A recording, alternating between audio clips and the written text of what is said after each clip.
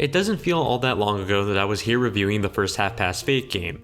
It was early March 2020, the pandemic hadn't hit full swing yet, and I was just enjoying a wholesome adventure game about relationships. Of course, that all changed about 2 weeks later, and for developer Serenity Forge, they saw an opportunity to tell a new type of love story within the same universe.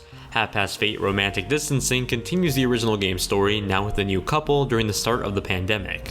Taking place after the events of the first Half-Past Fate, we find Stefan, a young Chinese-American man looking to fix his laptop that's been slowing down.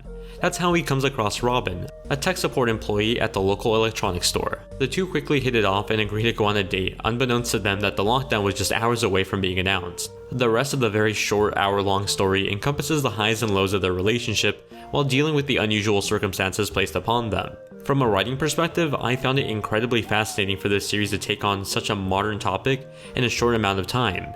After all, it hasn't even been a full year at the time of this recording since the pandemic started, nor has it even been a full year since the first game came out. Seeing what's happening now in real life get represented in a video game and so accurately, it's remarkable. I quickly found myself invested in this couple through their authentic feeling dialogue and emotions. Likewise, I felt for them when I saw them struggle to maintain this relationship with the barriers put in place. I think that's also why I found myself disappointed with the length of this title. While the original game wasn't all that long at 4 to 5 hours, its story was wrapped up well with a bow on top. I can't really say the same for the sequel. Its ending, whether you get the good or bad one, was emotional but not all that satisfying with how it abruptly arrives. Perhaps it's because this pandemic is still happening, who's to say how or when it's going to be all over, but the pacing of how this wraps up was just off. Following a similar gameplay scheme to the first Half-Past Fate, you control both Robin and Stefan in these sandbox areas.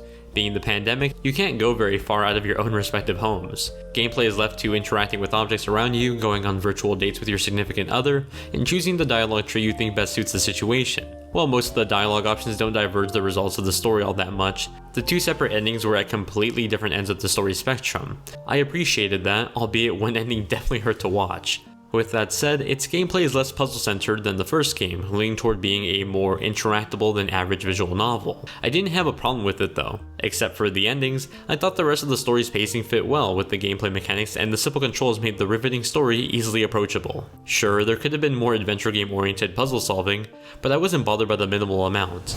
When it comes to visuals, this sequel continues a marvelous mix of 2D sprites in a 3D environment established by its predecessor. The juxtaposition of these two elements shines beautifully whether I was playing in dock mode or laying on the couch and playing on my Switch Lite. There's a smooth transition when entering new spaces that perfectly vignette warps into a new scene. It's strangely addicting to walk in between rooms solely because of this.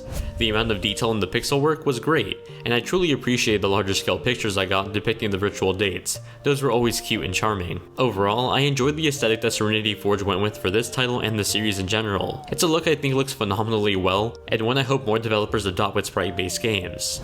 The chiptune soundtrack that was so prominent in the first game returns for its sequel with a few new songs that kept the heartwarming and wholesome vibes alive and well.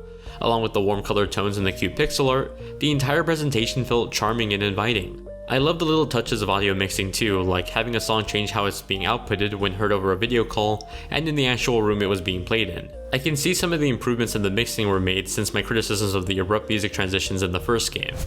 Romantic Distancing is a clever sequel to one of my favorite indies of 2020. While it doesn't live up to the storytelling and pacing of the original game, as an hour-long bite-sized adventure for about $5, I enjoyed my time with it. I was a bit disappointed by the abrupt ending, but under the vignette of a surprise side story in the same universe I fell in love with, I still managed to have a good time. I just wish it was as great as the last one. Hey everyone, thanks so much for watching the video. If you enjoyed it, then make sure you hit that like button and maybe subscribe for more videos just like this one. If you haven't already, check out my review of the first game. It's absolutely fantastic. You can also find a link to join my Discord server in the description below where I talk and play games with my audience on a daily basis. Thanks so much for watching, and I'll see you all in the next one.